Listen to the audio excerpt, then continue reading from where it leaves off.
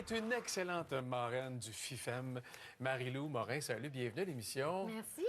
On s'est déjà vu dans le passé, nous. On a fait un déjeuner à l'émission Cochon dingue à Télé-Québec. C'est ça. C'est ça qu'on a fait ensemble. On avait déjeuné ensemble et j'avais cuisiné le déjeuner. Hein? Ben oui, parce que moi, je cuisine pas. Marie-Lou, salut, bienvenue à l'émission. C'est la Merci. première fois que tu viens sur le plateau Oui, je suis officiellement. contente, Là, tu as ouais. accepté un rôle de marraine pour le Festival international des films pour enfants de Montréal, ouais. le FIFEM. Pourquoi tu as accepté ce mandat-là? Bien, premièrement, j'étais honorée qu'on m'appelle pour ça. Deuxièmement, c'est quelque chose qui me tient vraiment à cœur. Moi, j'ai 2 enfants de 3 et 9 ans. Comme n'importe quel parent, des fois, j'ai les plugs sur pas de patrouille, là, tu sais. Mais j'ai à cœur quand même d'élever leur niveau de culture. Puis avec le FIFEM, c'est ça, c'est que tout est accessible. C'est super facile, tu sais, dans nos vies de parents un peu débordés. Allez sur le site. Faites votre petite liste d'épicerie. Il y a des courts-métrages, il y a des longs-métrages d'ici, d'ailleurs. La sélection est folle. C'est vraiment très international. honnêtement. Il y a une quinzaine de pays représentés. Là. Oui, puis moi, ce que j'aime et ce que je vais faire, moi, je serai boulimique pendant la semaine de relâche avec mes enfants, c'est que je veux avoir une discussion, exemple, avec mon grand de 9 ans, avant de voir certains films, surtout des films étrangers avec des mœurs différentes, des rythmes différents, et avoir une conversation avec après avoir vu le film. C'est ça qui est intéressant. Puis c'est ça. J'ai envie, comme, d'offrir une sélection digne de l'intelligence de nos enfants. En fait. Oui, ça se passe durant la semaine de relâche. Oui, 2 au 10 mars. C'est au cinéma Beaubien. Oui, entre autres. Il y a même un billet familial qu'on peut acheter pour 100 10 laisser passer pour Ça aller vaut voir la des peine, films. ouais. Quand tu dis entre autres, c'est qu'il y a aussi d'autres projections ailleurs ou il y a des choses Oui, disponibles sur le web? Ou... Absolument. Ouais. Il y a aussi possibilité, encore une fois, en allant voir sur le site, pour les écoles. Ça dure toute l'année. Ils peuvent prendre contact avec le FIFEM, organiser des projections à l'école, en ligne ou en salle. Ah, c'est bon, ça. Fait que c'est vraiment, vraiment, vraiment intéressant, là, des fois, peut-être ajouter dans la programmation du cursus. Cette nuit, je me suis amusé, je suis allé fouiller dans la programmation, puis j'ai vu Les secrets de Perlims. Oui. Je le trouvais beau, le film, un film de dessins animés, hyper coloré. Je m'imaginais, toi, avec tes 2 enfants de 3 et 9, tu m'as dit? Oui, exact. Assister à cette projection-là. Donc, il y en a vraiment pour tous les goûts. Oui. Et en plus, comme tout festival de films, il y a des prix qui seront remis. Il y a un jeune jury, Oui. un jury d'adultes. Oui. Est-ce qu'en tant que marraine, tu participes à cette activité-là? Moi, je ne juge pas. Je ne fais que mettre en lumière. Ouais. Mais oui, un jury d'adultes présenté par Jessica Barker, présidé par Jessica Barker. Le jury pour enfants est présidé par Joey Bélanger, Oui. qu'on a pu voir dans Coco Ferme, là, un petit Exact. garçon extraordinaire. Toi, ta jeunesse versus le cinéma, c'était quoi? Est-ce que des films pour enfants, il y en a qui t'ont marqué, qui t'ont fait plaisir, dont tu te souviens encore? Ou... Oui, bien moi, je suis une petite fille de Laval, là, donc j'allais au club Vidéotron, puis je louais des films. Sinon, j'enregistrais sur mon VHS, donc... Moi, la guerre des tucs, j'en suis jamais revenue, là, de la mort du chien. Ah, bien, on les voit, ben oui. C'est ça. Tirelire, Combine et compagnie. Écoute, je suis tombée amoureuse de Pierre-Luc Briand, qui ne le sait pas encore à ce jour, mais c'est vraiment mon premier kick. Bac et bottine, la moufette. Ouf. 101 Dalmatiens, je l'ai écouté probablement 1000 fois. La musique. Est-ce que tu l'as fait découvrir à ton plus vieux? Il n'y a pas accroché. C'est vieux, c'était même vieux dans mon temps. Oui, là. c'est ça. Des fois, ça n'a pas toujours bien vieilli. Ouais, c'est ça. OK. Donc, c'est le FIFEM. Allez faire un tour sur le site Web. Vous allez avoir tous les détails. On voit d'ailleurs la mosaïque d'une partie de la programmation. J'ai même vu qu'Antoine Bertrand jouait dans un film aussi, un long-métrage qui est présenté dans le cadre du FIFEM. Oui, puis moi, j'ai vu Écho à Delta, qui était le film d'ouverture. C'est un bijou. Allez-y avec vos enfants, là, je dirais 9-12. C'est un bijou. Faut y aller. Écho à Delta. Écho à Delta. Oui.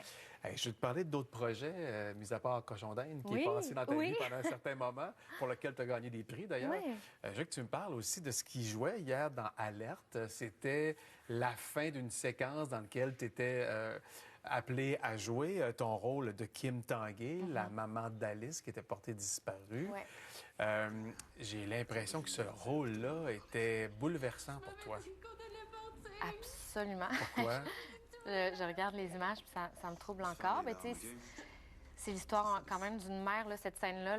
La mère se rend compte qu'elle s'est fait un peu leurrer par l'homme de qui elle était amoureuse.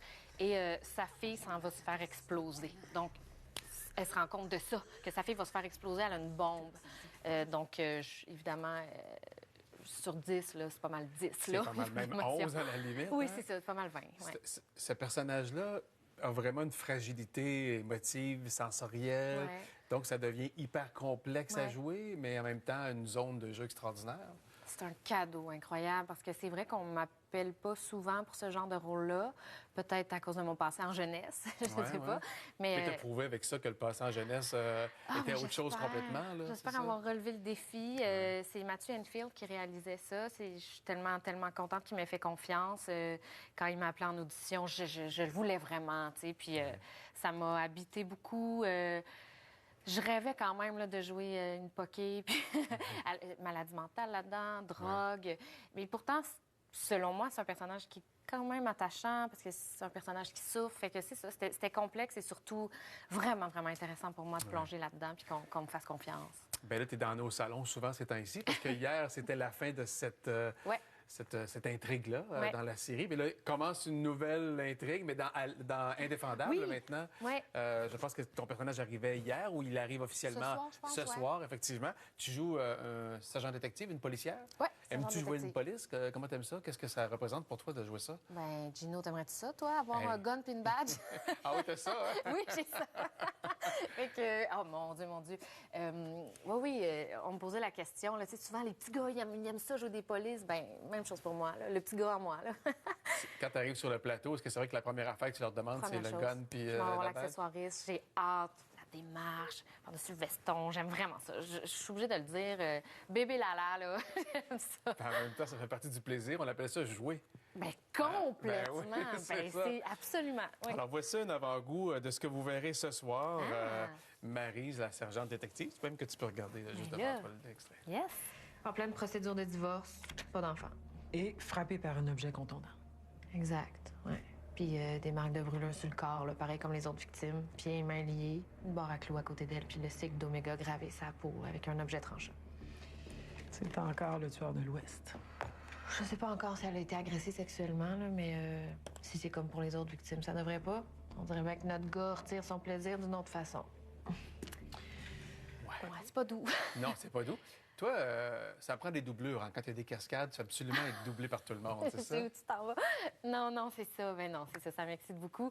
Je racontais que sur notre émission, je devais me faire arrêter. Mon personnage, c'était l'échappé, en fait. Puis j'avais vu sur la feuille qu'on avait demandé à une doublure de me doubler lors de l'arrestation parce qu'il y avait une poursuite. Je devais me faire mettre par terre. Et là, je m'excuse aujourd'hui officiellement à cette personne-là. J'ai demandé qu'on la décommande parce que je tenais vraiment à faire la cascade. OK. Oh, mon Dieu. Ça, bien, on n'a pas beaucoup la chance quand même au Québec. C'est moins, là, je pense, qu'aux États-Unis. Fait que, et quand on en a, là, moi, je veux.